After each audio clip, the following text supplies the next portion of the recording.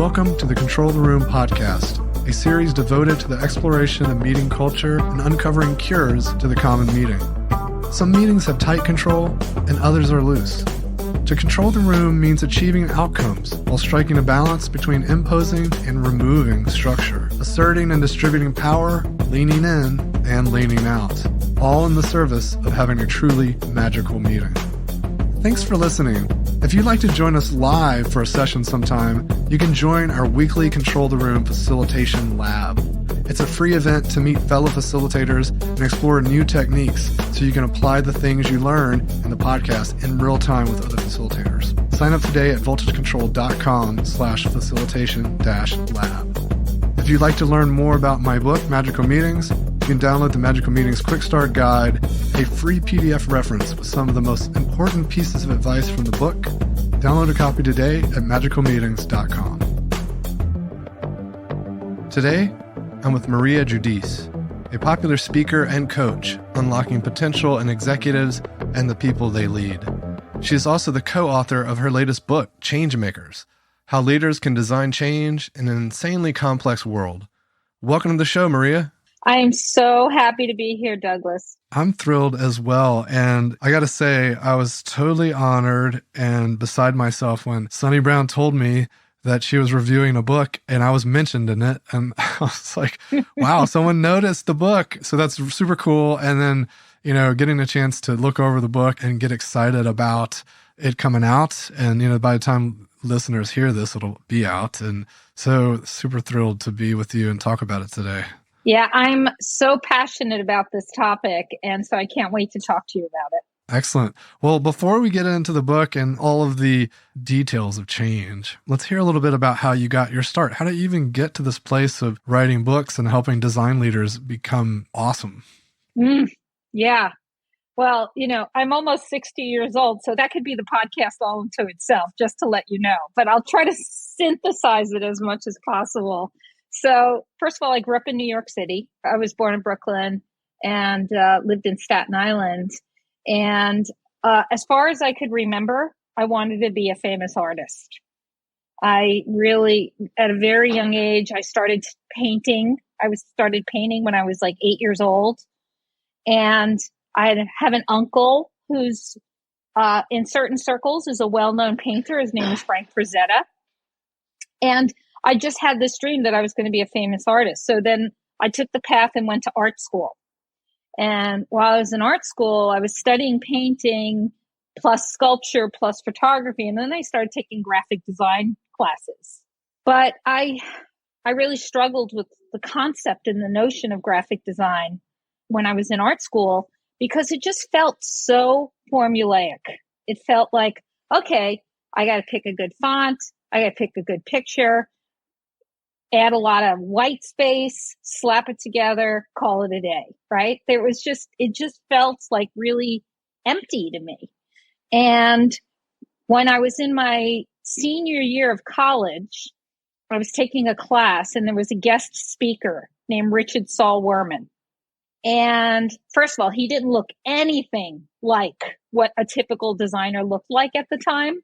And he walked in and he looked at our class of young designers and he said something to the effect of, "You are all full of shit."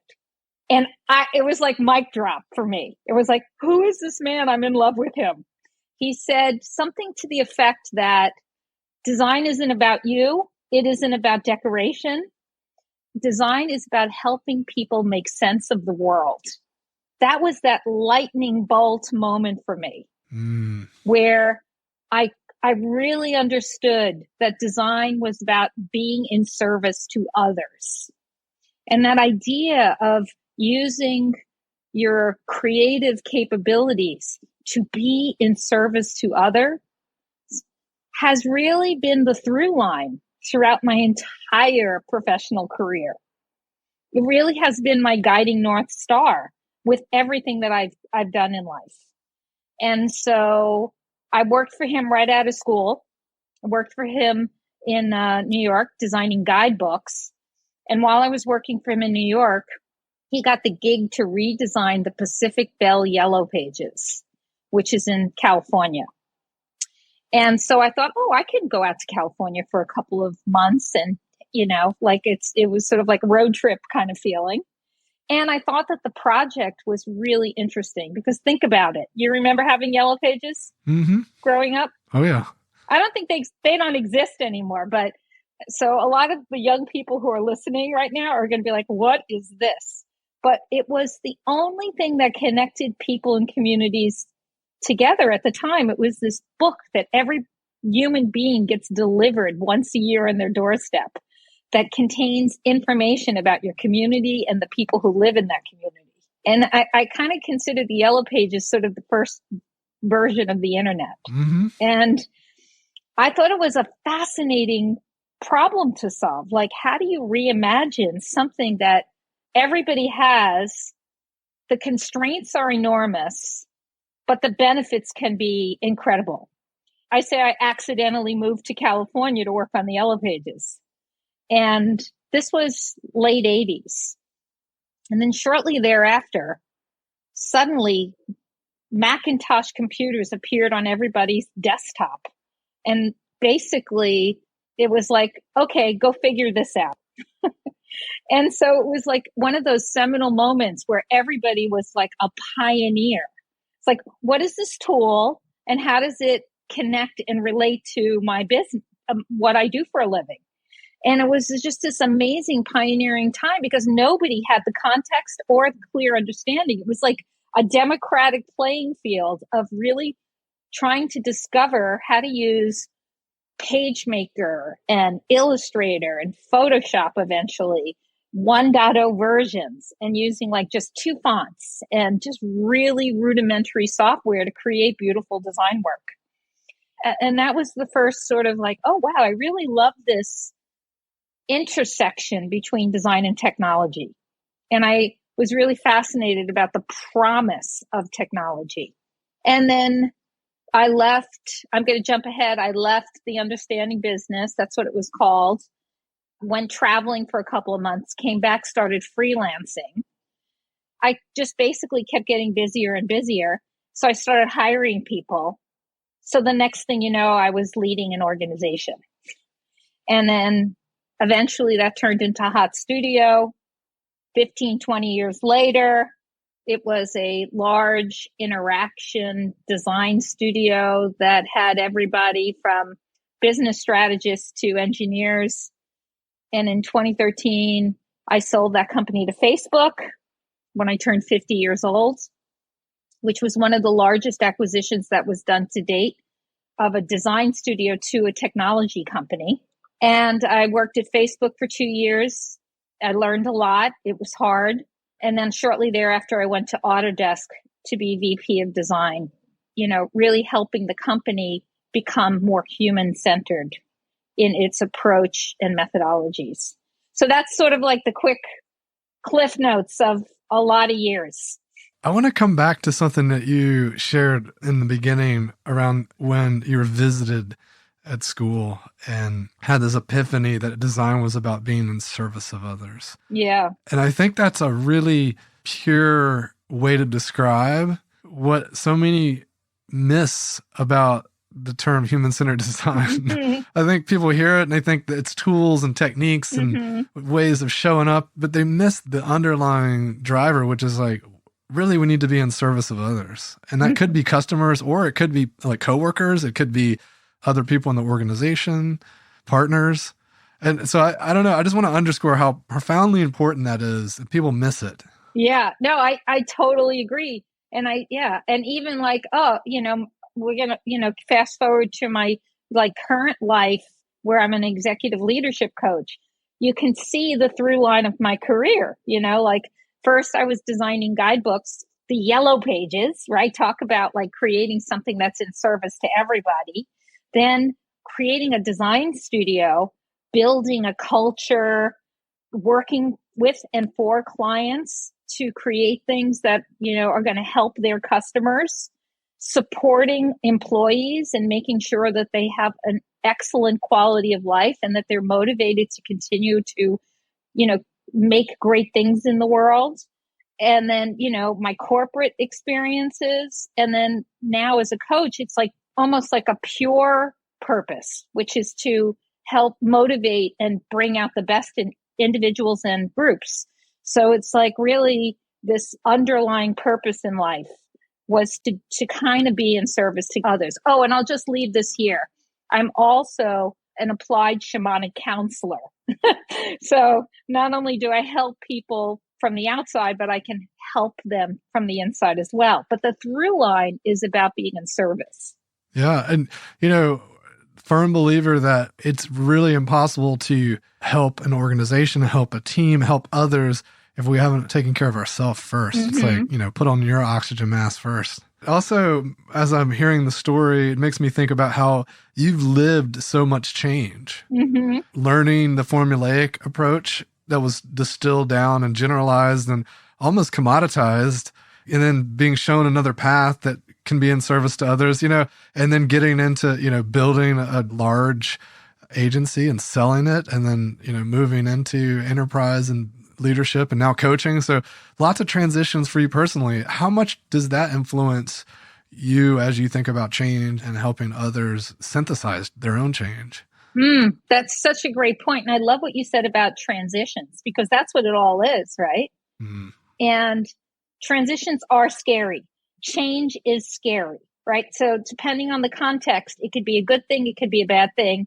And all of that can activate our fear response and our grief response. So there's a lot of neuroscience theory and brain science theory around transitions and change that we can talk about. But I think for me personally, I always feel like I step into the light.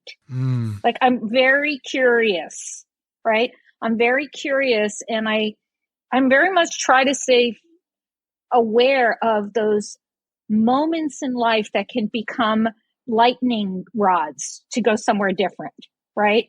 I'm a yes and person. So because I'm so curious and I'm really obsessed with continuous learning, if I trust the universe and I trust my intuition, it has led me in places that I had never anticipated. Who would think that a girl from Staten Island, New York would become a shaman? That is like, I'm shocked that I even gone down that path myself, but I wound up going down that path because I was following my curiosity. I was following, I was looking for, I wouldn't say looking, I was just curious about, how does X connect to Y? And how does Y get you to Z? And when I coach people, so much about our ego and our careers, we keep thinking that we have to follow a ladder, right? You start out as a junior designer, you move to a senior designer, then you have to do this path. You have to say, I have to become a manager because otherwise I'm not going to make the money, or I'm not going to go up the ladder. So a lot of people go into management, even though it's not really what they're passionate about doing. And then they jump into director, and then they VP and CDO if you're really lucky and you're at that point in your career.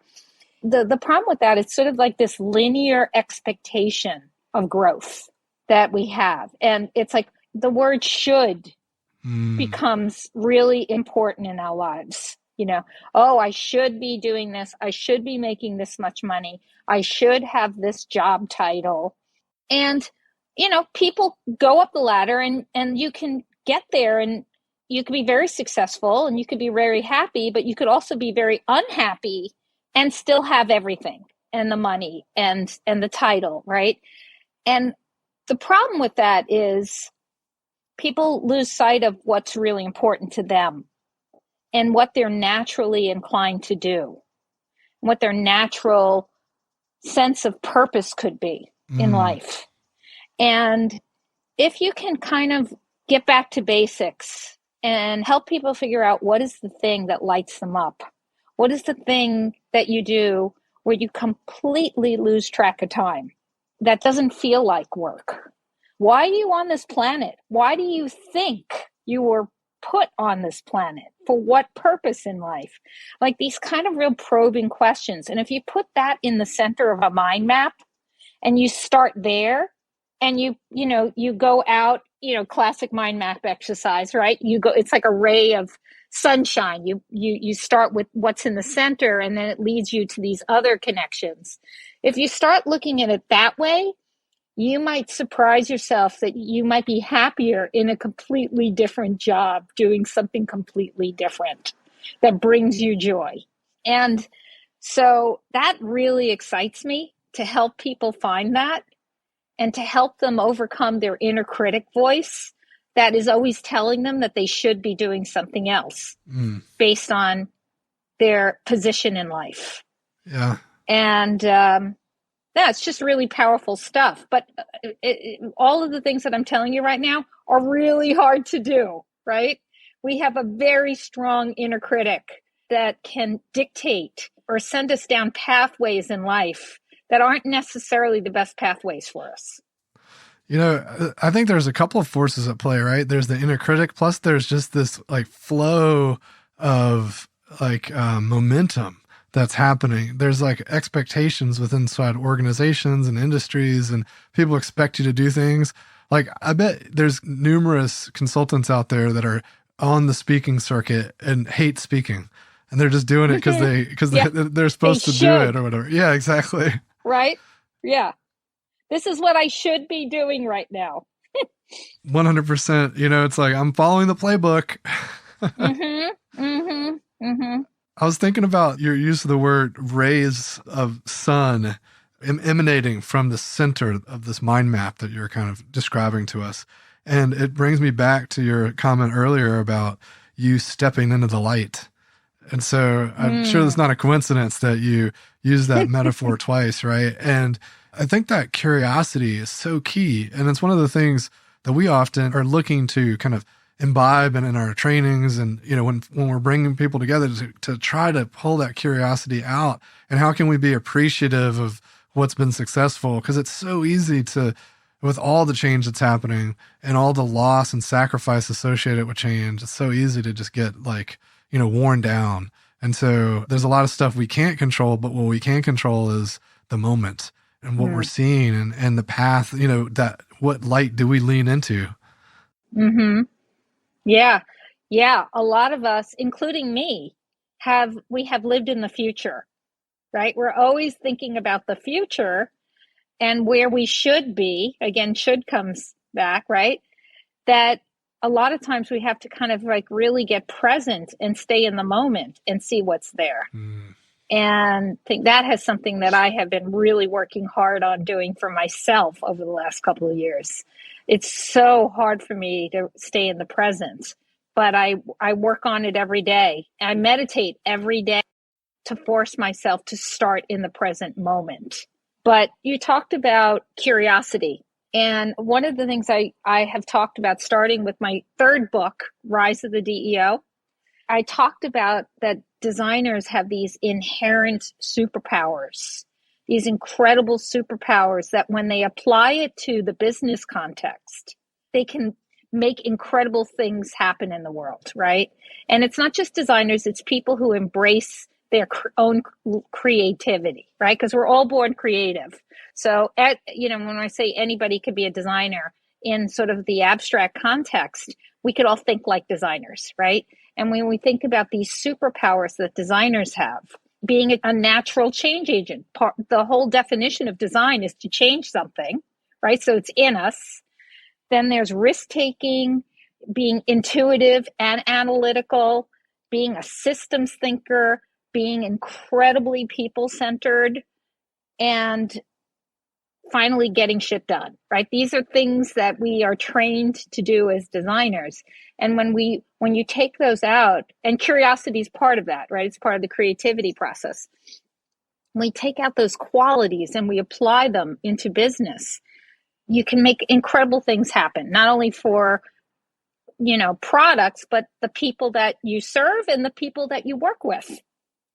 And one of the classic mistakes, talking about change makers, I think one of the classic mistakes we tend to make when we are applying design strategy to change making is designers are so focused on serving the customer that we often forget that we are working with collaborators and stakeholders, right? And so because we love to change, We will run into the light, like you said, like I said, you run into the light because you love to see change happen. We often forget about how do we become compassionate and empathetic to our coworkers and stakeholders who may or may not believe in the change that you believe in. This is like the classic mistake that change makers make and designers make in general. Absolutely. I think there's two things there. One is, the classic, as a CTO and having to, coach developers to work better with designers and designers to work better with developers. Early in my career, the classic example is where the designer is so obsessed with delivering value to the customer that the laws of physics just are irrelevant. They're like, it doesn't matter that it is incapable of doing this. Like, we have to serve the customer in this way.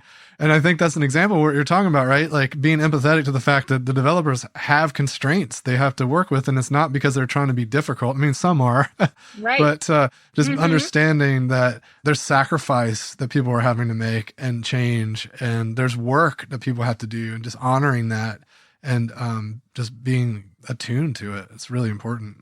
Well, you said, and even if the developer who's your coworker is difficult, this is one of the things that I've learned from doing this book, Changemakers, is if they're difficult, you have to ask yourself, why are they being difficult? What are they afraid of? And this is one of the classic mistakes I made when I was the VP of design at Autodesk. When I was the VP of design at Autodesk, I was so passionate and so fired up to change a 35-year-old engineering-led culture into becoming a human-centered design company, right? That was the thing that I was so driven to do.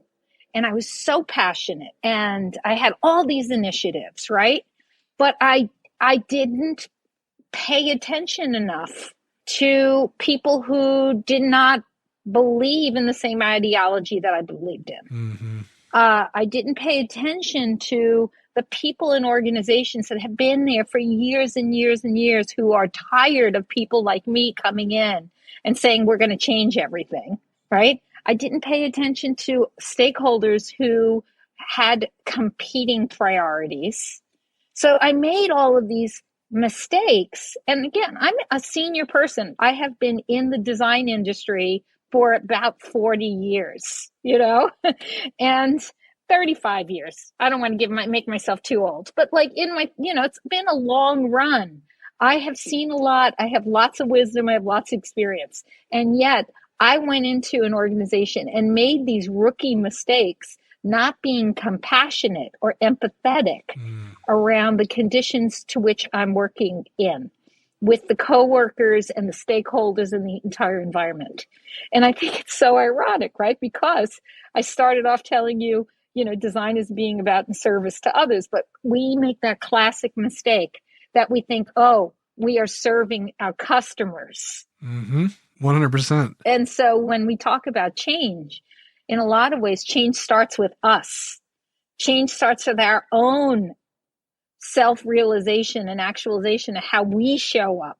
And when we show up, are we showing up are we showing up as our best selves, or are we showing up as our worst selves, right? If we're showing up as our best selves, we're going to be open-minded and curious and empathetic and open to other people's ideas. If we show up threatened, we're going to be an entirely different person. When we show up threatened, people mirror those emotions, and so they become threatened. So it's like these two threatening people trying to get things done, instead of these two people who are open to what's possible. So there's all of these things that I've learned along the way from my experiences that I put into this new book that I'm working on. It reminds me of one of our maxims, which is inquiry over advocacy. And when folks are in a mode, because, clearly empathy is a word that gets thrown around a lot, right? And it's easy to say, let's be empathetic with our coworkers. But if we just take that one maxim and apply it to our coworkers, and let's go in with an inquiry mindset versus a advocacy. Let's not just advocate for what the customer needs. Let's inquire about what it means to do some of the things that we're considering that the customer might need. And then that way we learn, we start to understand some of the constraints, and that way we can find a solution that's more integrated. Because advocacy tends to be a either or kind of scenario, and we get into this like contentious conversation versus an expansive one. That's absolutely right. And it's one of my tricks, actually, that I've learned also, is when you feel threatened, start asking questions, right? So there was this story in the book from Sarah Brooks, who worked at the Department of Veteran Affairs, right? She was Obama's Presidential Innovation Fellow, and she found herself at the VA. Again, like, we are all these like gung-ho young people who are going to go in and change these big organizations, right? And she did all the things you're supposed to do. Like, she was getting ready for a big presentation. She, shared the presentation ahead of time. Like, she went into a meeting thinking that, people were on board with whatever she was going to present, right? She followed all the steps that you do, right? So she walks into this meeting and she gets sabotaged. And I think we all have this story in our careers, where you actually go into a presentation thinking that it's going to be fine, and you suddenly there's somebody in the room who is going to just tear you apart, right? And she called it the piñata party, which I absolutely love, because I've been there, where you go into a presentation thinking this isn't going to be contentious. I've done all the logical things. How could anybody not see the objective logic that I use to apply and get to my conclusions, right? And you suddenly get attacked. And then what do? Right? We tend to our response is fight, flight, or freeze, right? That we get threatened like animals, and it's one of those three things. And again, our worst self shows up, and then we try to defend ourselves in some context. And I had a coworker at Autodesk who gave me this incredible advice. When you are in a meeting like that, when you are in a piñata party, the best thing you can do is take a breath and start asking questions. And when you ask questions, you will diffuse the temperature in the room. So that is a trick. You get curious. Yeah, it validates them. If you try to explain yourself, it sends a signal that you're invalidating what they have to say. Yeah, it's when you're threatened, and like I said, there's mirror neurons that go on. When you show up energetically threatened, people pick up that, and then they get threatened. And then their fight, flight, or freeze response will happen. And so everybody shuts down, and you can't make progress because you're in a closed mindset. You're in a protection frame of mind. Wow. Yeah. That's a super powerful technique. And, unfortunately, people don't have a lot of opportunities to practice it, right? Because those moments come at you when you least expect them. Yeah. So that is one of those tricks, which is if you find yourself scared or threatened and you're in a situation like that, ask a question. So I want to come back to how you got to the place of writing the book. It's always fascinating to me to hear what was that needle that broke the camel's back kind of thing, right? Like, I think I might have mixed my metaphors, but but anyway, what was that origin story of the book? Yeah, we were using the metaphor ray of light. Yes. So how could you attach that metaphor to this question? Yeah. What was the ray of light that kind of seeded the book? That sense of realization. Yeah. So I was telling you, I was a VP of design at Autodesk. In my view, my job was to, again, change this culture to become much more human-centered, right? And for people to start thinking about designing products from a people-first perspective rather than an engineering-first perspective, right? So that was my charge. This is why I was so attracted to joining Autodesk. And I loved this job so much. I loved my boss, Amar Hunspal, And he was like he was a chief product officer, and he reported directly to Carl Bass, who was the CEO, another man that I deeply admire as a CEO. And as a matter of fact, I featured Carl in my book, Rise of the DEO. So I deeply admired Carl's he was, an engineer by training, but he was deeply creative and deeply curious, right? And so I really, I felt like we were all in alignment when it came to like how we could, imbue human-centered design within this company culture. And I was crushing it. I was so committed to this job. I got to work with 400 designers worldwide. And, we were standing up initiatives. We started design ops, which wasn't a thing back then. I called it like how to activate a design community. We talked about quality. We talked about how to improve the design discipline. We had a lot of initiatives going concurrently, and we had incredible results, and it wasn't just for design. It was like really imbuing this kind of idea of design throughout the company culture. Crushing it, I thought. And then one day I get to work and Carl Bass announces that he's going to step down. That was a shock to the system, but I didn't know that that was sort of the beginning of the end. And my boss was up for the job to become the CEO. He didn't get it. So he abruptly quits after he realizes he's not named new CEO. The new CEO, Andrew Agonost, becomes the CEO. And he was also at Autodesk. And I felt like I had good relationship with him. I have deep respect for Andrew. He's sort of the business guy.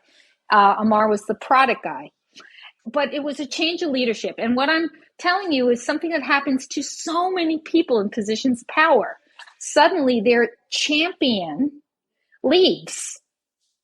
And then some new leader can come in who doesn't believe in your mission at all, which was the case for me. It was sort of like, yeah, Maria, I like what you're doing, but you know what? I really don't think what you're doing is the priority of the company. I mean, he was very frank about it, but it was brutal, right? And I got pushed out, right? Or you could say I got laid off. You could say I left on my own. But at the end of the day, you are fired. You no longer have the job that you loved. Mm-hmm. And this happens over and over for people who are in high-level positions. But I didn't, at that point, I was crushed. I was absolutely crushed. I was shocked. And then I went through all of these because, I was like, hey, I'm a high performer. I did everything right. And yet I no longer have a job that I love. And I went through the stages of grief and I didn't understand. It was like anger, sad, blame, shame, all of these emotions. And I felt really lost because like, holy shit, I no longer have a VP title. I suddenly no longer have a job. I no longer am in a position of power. I no longer making X number of dollars. Who am I if I don't have all these things? Right? Again, these classic ladder questions. And I got really like sad and I didn't understand it. And, I've always been this overachiever type. So then I read this book called Transitions. And the author's last name is Gibson. Managing Life Through Stages of Transitions. I don't remember the exact title, but it's called Transitions. And I read this book and it really helped me understand, every transition starts with an ending.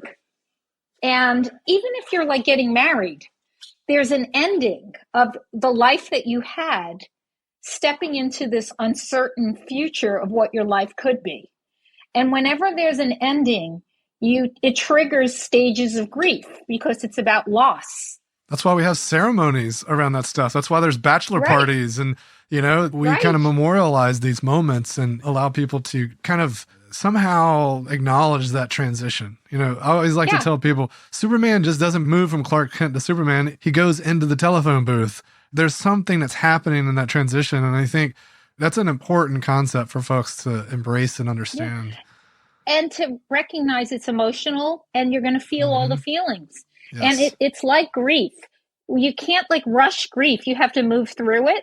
So you go through this period of loss and right. So that's the first step. And I went through that period, right, of like loss, confusion, the inner critic came up, you're too old to get a job, all of these things. Once you get through the stages of grief, like you get to sort of like like this place that I call like, you get to acceptance, but it's like reflection. Mm-hmm. And I like to define it as if you are like lying in a coffin above ground, you're waiting to get reborn. You're waiting for your soul to rise. Your body is in a coffin and you're just waiting for that moment where your soul will rise. And you could be in this like moment of reflection for a really long time. But it is so critically important to get to that place, because when you get to that place, eventually you will get to this place which scientists call post-traumatic growth. And it's actually, there's this moment of post-traumatic growth when your creativity kicks in high gear, when you can like make space for yourself and reflect. It is a moment where there's an intense amount of creativity and possibility that could be reborn, because you come to this place of acceptance. It's like, okay, I accept this. Now what? You can fire your creativity and you can create these new signals of possibility, right? And then you're on to the next thing. And it's an incredible moment. And there's a lot of data that shows people who have had traumatic experience get to a place of post-traumatic growth where they are highly creative. So I read this book. It really inspired me. It gave me the context of reflection. And while I was in reflection, I started thinking, okay, what can I learn about this experience? Like, okay, I'm past all the emotions. I'm lying in the coffin. What did I do right and what did I do wrong to lose this job? And I was like, you know what? This is like a new paradigm for leaders, design leaders. This place where, okay, coming back to Rise of the DEO, all right, we're at the seat at the table right now, but now what? Now, what are the skill sets? What are the things that we need to know to be impacting change at scale, redesigning change at scale? And I started looking around, and I made a list of people who are in similar positions in companies. And this is where curiosity kicks in. I said, okay, what did I do right? What did I do wrong? Let me get curious and interview all of these people and hear their story. How did they figure it out? Because like, I didn't have a playbook. Nobody has a playbook when you're in that position of power. You kind of lean on your strengths and you find your way through the process. What if I unlock that for other people? What if other people don't have to go through what I went through? And what can I give back to the world? How can I share my experience in a way that's going to benefit others? Oh, and my partner, Christopher Ireland, she and I wrote Rise of the DEO together, and we have co-taught a bunch of things together. We're incredible, collaborators here. So together we interviewed these people. We got incredible, rich stories of successes and failures and learnings. And then we spent the last couple of years putting this book together that we can now happily share with the world. And what I love about this book is it's not your typical like change management book where they tell you all the steps and they tell you all these success stories about business cases. No, these are snippets of real world experiences, and they're sharing their vulnerabilities with us. And that's a gift. And that's why I'm so passionate about this book, because I think it's really important. I think it's going to help a lot of people. And this is the next step for leaders. This is the next step. It's like as you step up and you are in positions of power and you're in a position where you can make culture change happen. This is the playbook that's going to help you get there. So incredible, and couldn't recommend it anymore. So hopefully listeners check it out and share. I'd love to hear how people are learning from it. And I think there could be opportunity even to do a little something with the community at some point around kind of how are the tools and the concepts surfacing for them.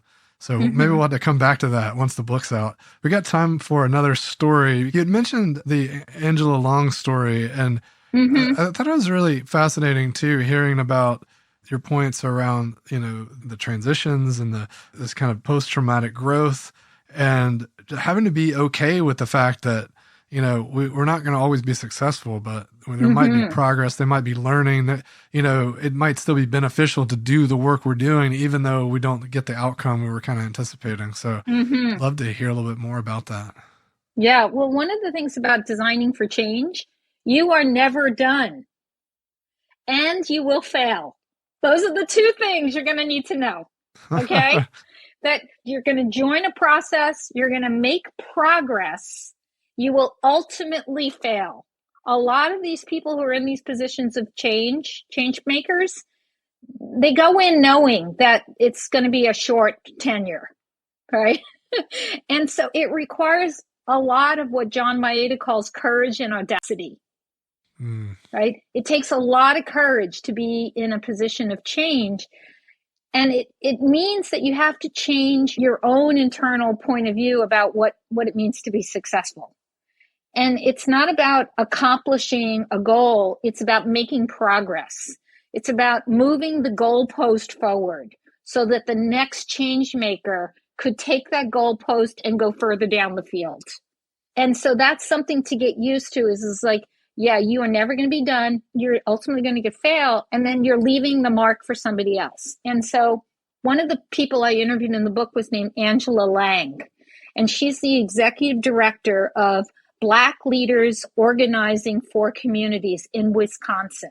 And so her organization, it goes into neighborhoods, low propensity voters, people of color, and young people in particular.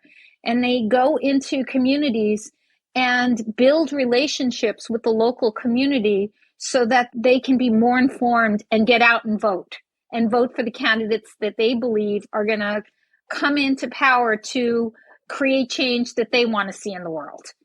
And she's been doing this, young leader, and she's done it for a couple of election cycles so far. And the thing about election cycles is the winners and losers are really clear. It's at the end of the day, it's pretty binary. You're either going to be on the winning side or the losing side. And, when you're on the winning side, great. But there's a lot of being on the losing side. And so you put your heart and soul into these election cycles. You give it everything you got. You put everything out on the floor. You are passionate and persevering and you're getting through and you have to stay positive and you got to activate groups of people. It is a lot of energy to put out there in the world. And ultimately, there's going to be a judgment day where you've won or lost. I asked her about, God, that must be so hard. Put years and years of work and into an election cycle, and then suddenly your guy or girl doesn't win. What is that like? That's where she said it's really about progress, that we have to acknowledge that it's like, are you making progress? Are you coming back full circle? Are you doing the things that are meaningful and purpose and have purpose in your life?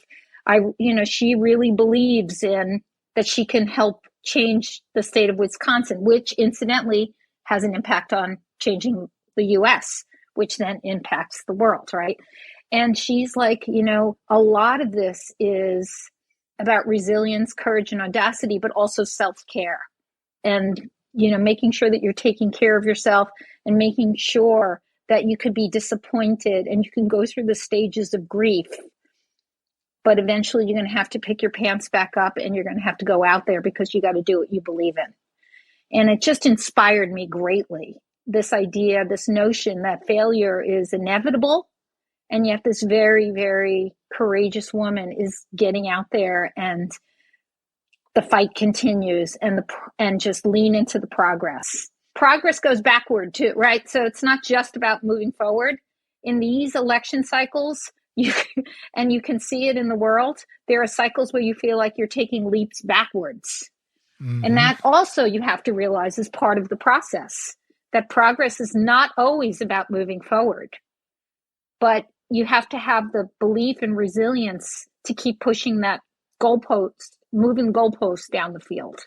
I think that's a great thing for folks to keep in mind. And what a motivating story, because inside of an organization, we're not limited by these 4-year election cycles, right? Like things move a little bit faster than that. And it reminds me of, in the software development world, if we constrain our iteration cycle, so our testing loop, the tighter we make our testing loop, the more we can fail quickly and learn.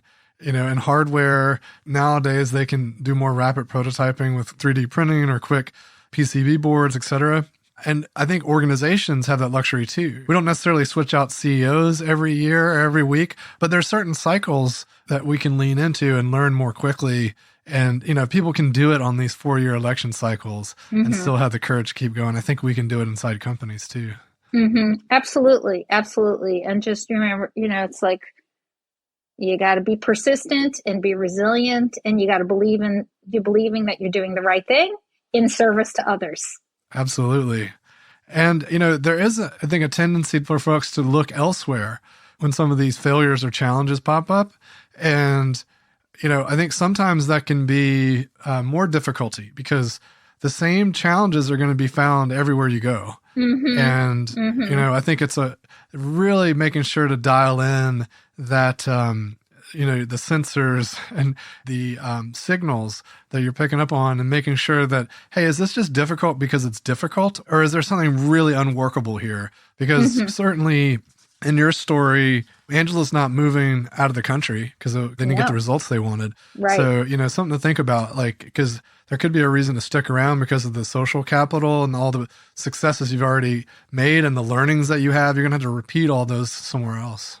Well, and then also she's a leader, so people need her, right? So she knows that the way she shows up and her modeling resilience and disappointment is going to help the change makers behind her that are watching her and are learning from her.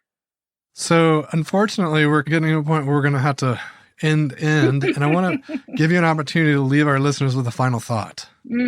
Yeah, I guess my final thought is kind of coming back to what I was saying, in that we really need to be aware of our own humanity and how we show up, and making sure that we are taking care of ourselves and showing up as our best selves when we're working with others.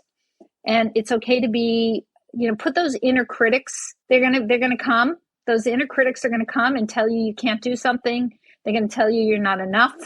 They're going to tell you you failed, you suck. You're going to hear all of the horrible things that inner critic voice does. But keep in mind that the inner critic voice, its job is to prevent you from changing, is to prevent you from making the next move. It's about protecting you and keeping you in status quo. So check yourself and make sure that if the inner critics, stick it in a closet so you can step into the light and be your best self and activate curiosity and possibility. When you go into that space, you are going to attract other people who want to do the same thing. So I think that's my final thought, is that change really starts with you.